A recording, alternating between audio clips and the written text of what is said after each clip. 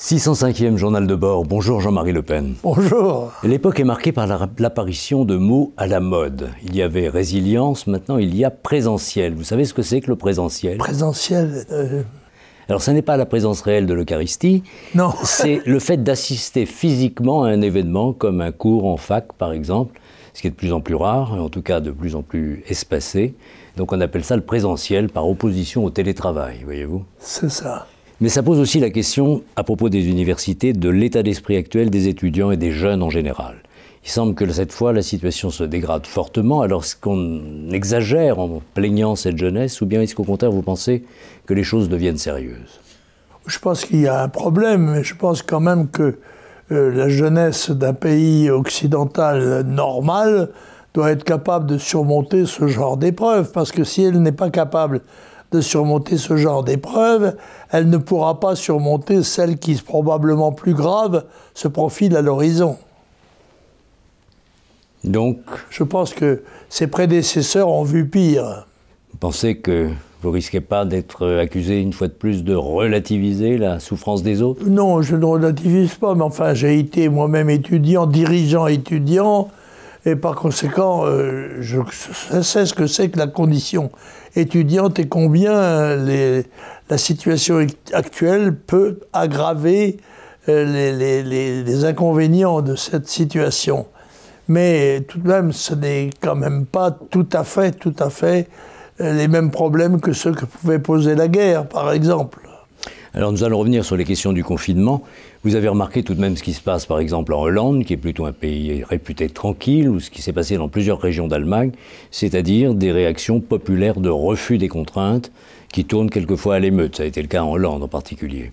Oui, je crois qu'on baptise aussi du nom d'émeutes des mouvements populaires de violence envers la police. Et on n'est pas tout à fait à l'émeute qui, pour moi, comporte un soulèvement armé avec une volonté politique déterminée, alors que là, il s'agit de manifestations de mauvaise humeur, de rejet, mais enfin, qui ne vont pas plus loin que ça et qui sont probablement, comme beaucoup de phénomènes, grossis par les médias.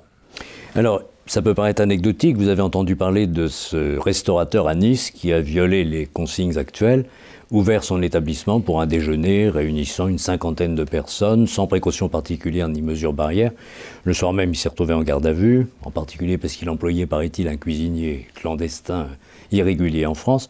Mais cette notion de désobéissance civile, de désobéissance civile qui pourrait se mettre en place, vous la voyez venir ou vous pensez que ça n'arrivera pas? C'est un résistant de la fourchette, en quelque sorte. Si son exemple est suivi par des dizaines de ses camarades professionnels, il est bien évident que c'est un phénomène dont le gouvernement devra tenir compte et probablement auquel il ne pourra pas faire front d'ailleurs. Quelle est la position aujourd'hui de l'exécutif? D'abord, est-ce qu'il y a un exécutif ou plusieurs? Puisque les membres du gouvernement se contredisent, le président de la République semble très hésitant sur les mesures à prendre dans les heures et les jours qui viennent. La gestion par l'exécutif de la crise sanitaire. Oui, écoutez, je crois qu'ils font ça un peu, sinon au jour le jour, au moins à la semaine, parce que c'est un phénomène qui n'était pas connu, qui n'était pas prévu peut-être, et qui amène chaque jour à l'obligation d'imaginer des solutions comment dirais-je, de blocage ou de freinement, ou de freinage, pardon. On finit par s'y perdre. Vous les ressentez arrogants ou perdus et hésitants? Quel mot on peut mettre sur cette attitude gouvernementale? Je crois qu'ils vivent un peu au jour le jour parce qu'ils n'ont pas de connaissances particulières sur le sujet qui leur est opposé. Et il est vrai qu'ils se trouvent aussi devant un formidable dilemme. C'est que si par hasard le confinement, qui est probable, n'avait pas les résultats prévus, eh bien on se trouverait devant le dilemme de soit le suicide économique, soit l'affrontement pandémique. Un des deux. Et je crois que nous sommes là devant un choix, le gouvernement lui aussi, mais le pays tout entier, devant un choix. et on choisira sans doute la solution la plus politicienne, qui ne sera pas forcément la plus courageuse. Suicide économique, vous aviez parlé de cela lors du premier confinement, en mars de l'année dernière. Quand même, il y a un moment où il va falloir choisir. On sait bien que le coûte que coûte du président de la République ne va pas s'éterniser. Il y a bien un moment où il ne sera plus possible de maintenir le travail partiel et de continuer à payer les gens enregistrés chez eux. Je crois qu'on va aller à l'affrontement pandémique, sans savoir quels en seront les résultats, mais je pense que c'est un passage obligé et qu'on aura beau essayer de tergiverser, d'essayer de contourner l'obstacle, à un moment donné, il faudra le franchir. Et il me semble qu'il n'y a pas d'autre alternative que celle-là. Alors il y a un sujet qui revient de temps à autre, c'est la question de l'ouverture ou de la fermeture des frontières. Idéologiquement, ça ne se fait pas de fermer les frontières, pour cause de foi dans l'Union européenne, par exemple. Mais petit à petit, on voit que nos voisins le font, durcissent considérablement les conditions d'entrée sur leur territoire et non pas les frontières de l'Europe. Ce thème des frontières, vous en avez toujours parlé finalement, ce contrôle aux frontières, de ne jamais abandonner l'entrée libre de notre pays. Est-ce que vous êtes frappé de voir ce thème revenir et traité avec des pincettes, avec prudence? Oui, mais il est bien évident que tout espace qui doit être défendu doit l'être à ses frontières.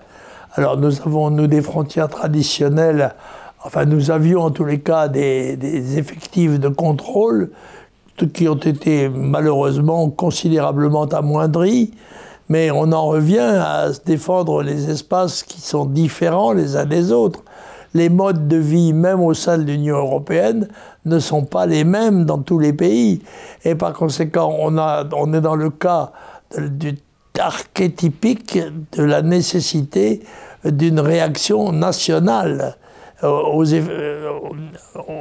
comment dirais-je, aux dimensions de notre propre pays avec ses propres problèmes qui sont différents de ceux de la Belgique, de l'Italie, de l'Espagne, même si ceux-ci ont avec nous des affinités profondes. Alors défendre les frontières, normalement, c'est le rôle de l'État, c'est le rôle de la douane, c'est le rôle de la police, de la gendarmerie. Quelques citoyens s'en sont mêlés, ce sont les militants de Génération Identitaire qui font l'objet maintenant d'une poursuite et d'une menace de dissolution venant du ministre de l'Intérieur. Je crois que les militants ont voulu faire une démonstration, et non pas établir un système de contrôle citoyen en quelque sorte. Mais il est évident que la menace de sanctions contre cette organisation est absolument scandaleuse et fait part d'un penchant d'arbitrage qu'aurait le gouvernement français entre l'islamisme agressif et criminel et la défense nationale élémentaire, surtout chez les jeunes. Vous comptez vous engager, si ça va plus loin, vous prendrez une position encore plus nette en faveur de Génération Identitaire? Moi, je prends position au fur et à mesure que les événements se présentent à moi, un petit peu comme le gouvernement français en face de la pandémie. On aura noté un tweet que vous avez fait hier et qui concerne un journal, Rivarol, bien connu, n'est-ce pas? 70 ans, 70e anniversaire, 28 pages dans le numéro spécial de Rivarol et pas une ligne concernant le Front National. Oui, c'est vrai. Ça m'a scandalisé. Maintenant, peut-être y a-t-il, au détour d'un article, une allusion au Front National, mais enfin, ignorer que 60 ans de la vie politique française où le Front National a joué un rôle de premier plan sur le terrain qui est familier à Rivarol, quand même, c'est quand même assez étonnant. Et ça méritait d'être relevé.